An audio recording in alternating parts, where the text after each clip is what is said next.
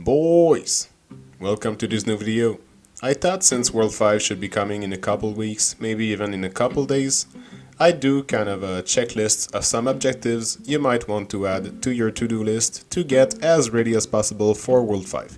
If you already defeated the almighty troll boss, congrats! If not, keep it up boys, you'll get there. If you haven't reached the troll boss yet, maybe you've just reached World 4 recently or still not in World 4 and want to get ready for it, I'd refer you to my dude, Griffy. You probably know him of course, and he recently released an awesome video called World 4 in 5 minutes or less. Go check it out. Let's go!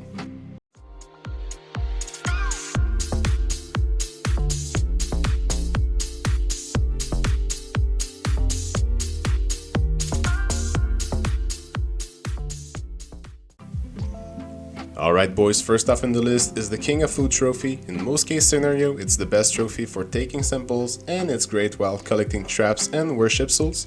Definitely would advise you to grind for it, and if you didn't know, if you have the materials to do so, you can do the picnic quest on multiple characters every day. So in order to get the King of Food trophy you need 30 picnic tokens. Well, you can get it in 3 days if you do it on 10 characters every day. Just make sure to buy the sculpture tools and crude oil every day in the World 1 shop. You can also keep doing the picnic quest daily after that. Getting those golden kebabs is a very good increase on your damage. Oh shit, here we go again. Next up is the Pay to Win Alchemy tab and Cauldrons stats. I'm hoping everyone who did beat the troll boss has their Pay to Win tab maxed out, but if not, please do it. Then try to max out your Cauldron stats. Make sure to have at least one character assigned to every cauldron, then it helps a lot to play active on Bubo. Cranium cooking also gets you a lot of liquid for those cauldrons. So just know the best map to get the highest cranium cookings is Flambage, especially if you're able to one-shot them with your poison. Once cauldrons are max, it's now finally time to start pushing sigils. Some of them are pretty good, but it takes so long that it's not really worth spending time on those before maxing out your cauldron stats.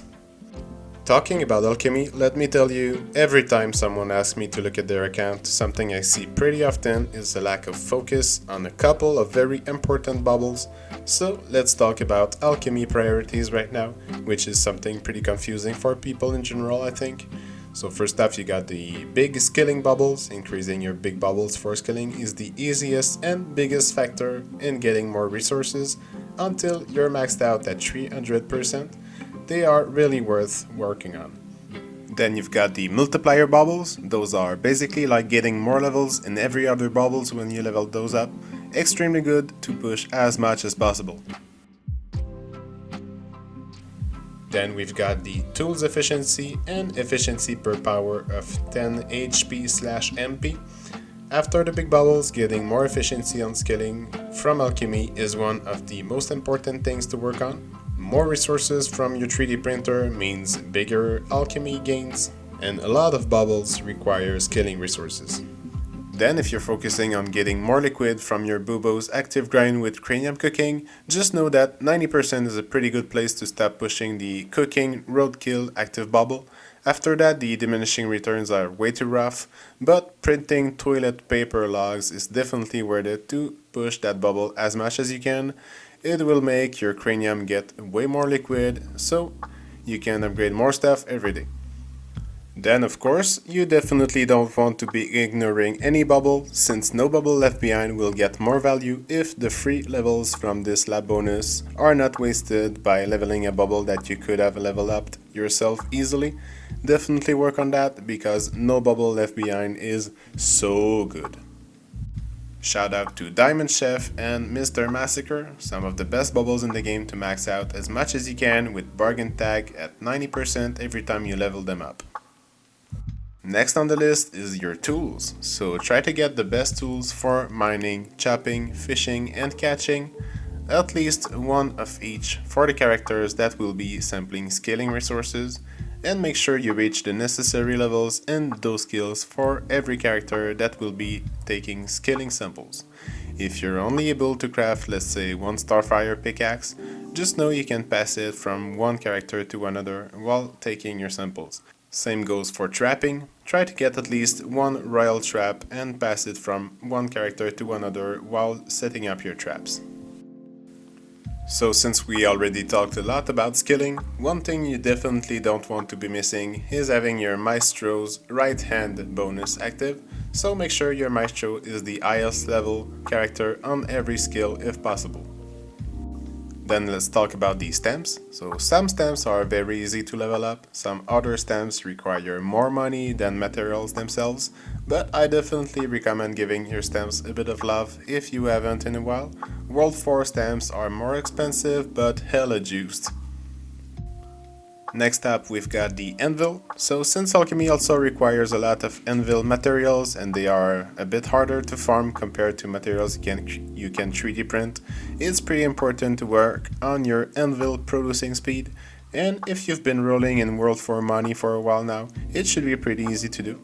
Also buy points with resources as much as you can, and if you're able to, equipping the plus 10% town skill speed star sign on your lab mules helps a lot to gain more speed overall.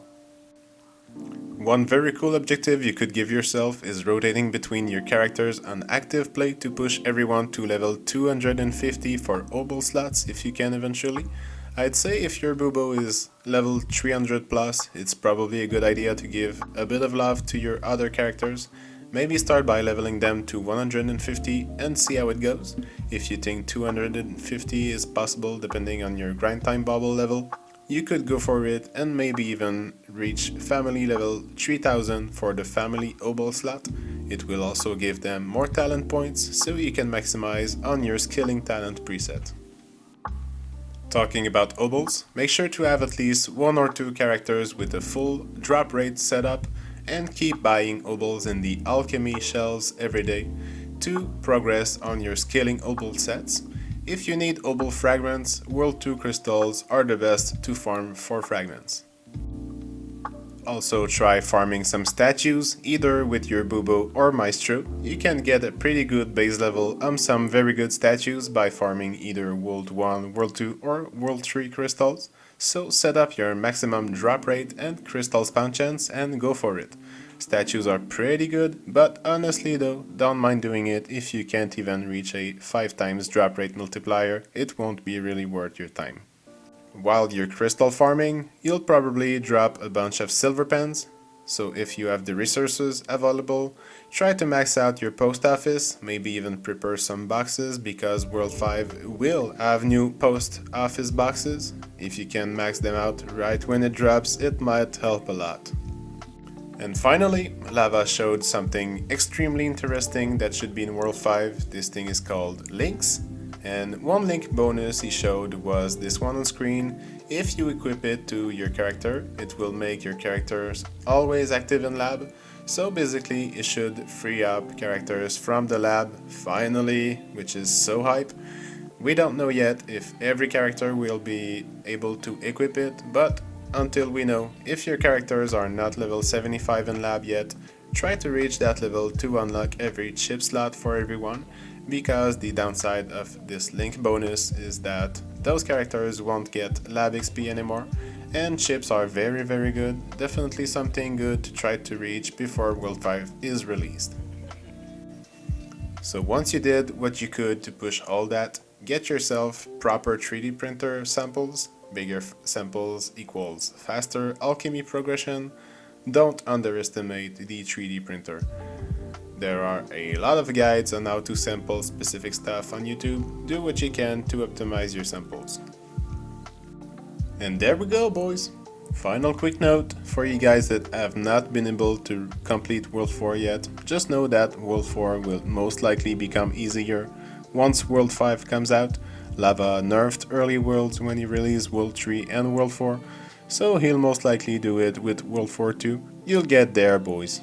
With that being said, hopefully I'll be able to make some World 5 guides when I get a good feel of it, if I'm not spending all my free time grinding the game.